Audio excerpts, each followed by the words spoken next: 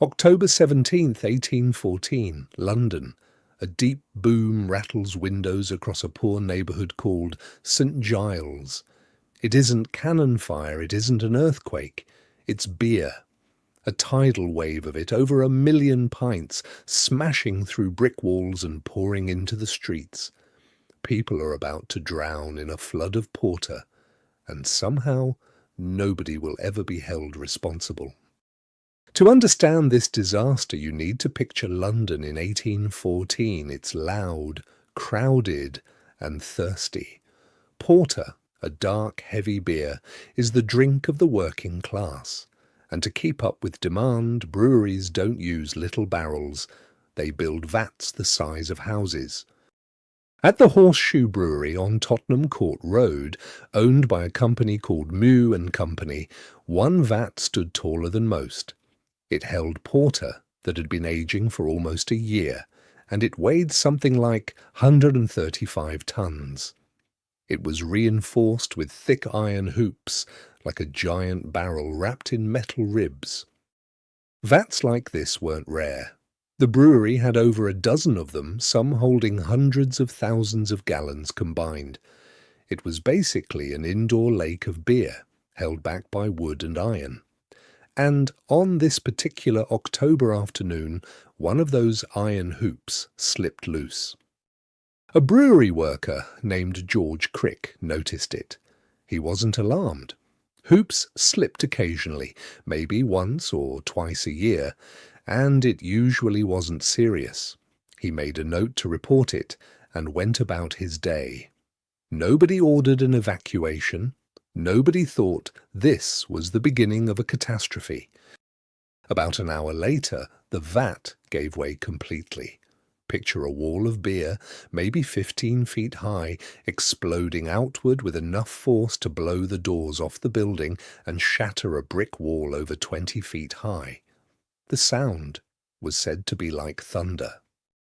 But here's the part that turned an industrial accident into a full-blown disaster.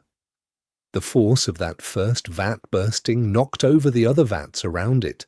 One collapse triggered another, like dominoes made of beer and wood. In total, something like 320,000 gallons surged out, all at once.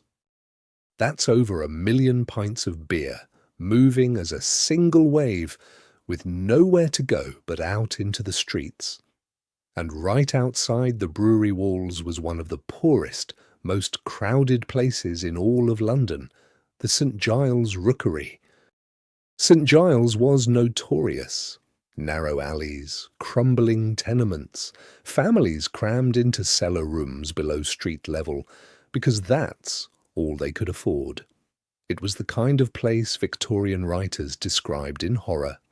And now, a tidal wave of beer was heading straight into it.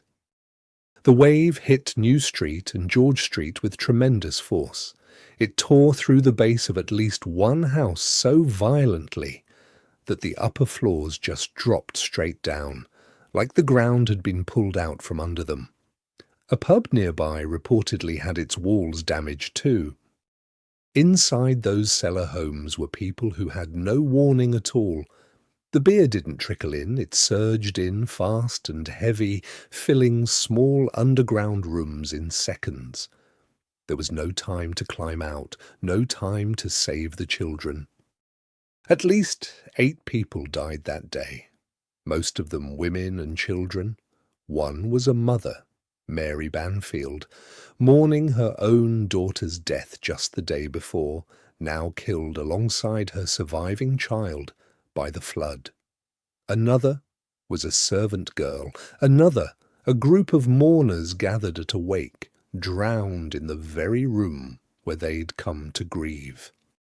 Word spread fast, and it spread strangely. Some accounts from the time describe crowds gathering not just to help, but to scoop up free beer in cups, pots, anything they could find.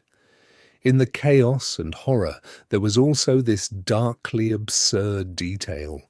People were drinking the very flood that had just killed their neighbours. Rescue efforts were desperate and disorganized. Neighbors waded through waist-deep beer, digging through wreckage with their bare hands, trying to find survivors. Some houses had partially collapsed, trapping people under timber and brick, all of it soaked through with porter. One story, often repeated, claims the flood caused a kind of impromptu wake. Bodies were laid out for identification in a nearby building, and the smell of beer was so overwhelming that some onlookers reportedly got sick just being near it. True or exaggerated, it captures just how surreal this whole event was. In the days after, an inquest was held to figure out what happened and who, if anyone, should be blamed. The jury heard from workers, from the brewery, from witnesses in the neighborhood, and then they reached a verdict that still raises eyebrows 2 centuries later. The deaths were ruled to be, in the language of the time, casualty or misfortune. In plain English, an accident. Nobody's fault.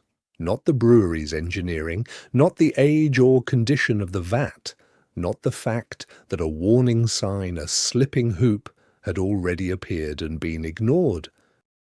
Mewks and Company wasn't fined. Nobody went to prison, in fact. The brewery successfully petitioned to get back the beer duty, essentially a tax refund, on all that lost porter, since technically it had never reached paying customers. Meanwhile, families in St Giles were left to bury their dead and rebuild their homes with basically no compensation. Some accounts say the brewery did offer charitable donations to affected families afterward, and public sympathy was genuine. But there was no legal reckoning, no trial, no one held liable. The system simply treated it as an act of nature, like a flood from a river instead of a flood from a factory. And here's the truly strange twist. The Horse Shoe Brewery didn't shut down. It didn't even really suffer long term. It kept brewing beer on that same site for decades, eventually becoming part of a larger company. The vats that killed 8 people were quietly replaced, and business went on. Eventually, wooden vats of that massive scale fell out of fashion across the brewing industry, partly because of disasters like this one. Metal storage tanks slowly took over as a safer standard. It wasn't a dramatic reform. It was just a slow, quiet phasing out of a design that had proven it could kill. Today, the site of the Horse Shoe Brewery is gone, replaced by modern buildings, with barely a visible trace of what happened there. But if you know where to look, near Tottenham Court Road, there are still small plaques and local memories keeping the story alive. It's become one of those bizarre footnotes of history, the kind people bring up as a joke, the day London flooded with beer. But it wasn't a joke for the families in St Giles. It was a sudden, violent tragedy that hit the poorest people in the city, killed women and children in their own homes, and ended with a shrug from the legal system. A verdict of misfortune, and nothing more. So, next time you hear the London beer flood mentioned as a funny piece of trivia, remember the whole story. A failing vat that was ignored. A wave of beer that levelled homes. 8 people who never got justice. If you found this story as strange and unsettling as we did, subscribe for more true stories history tried to forget.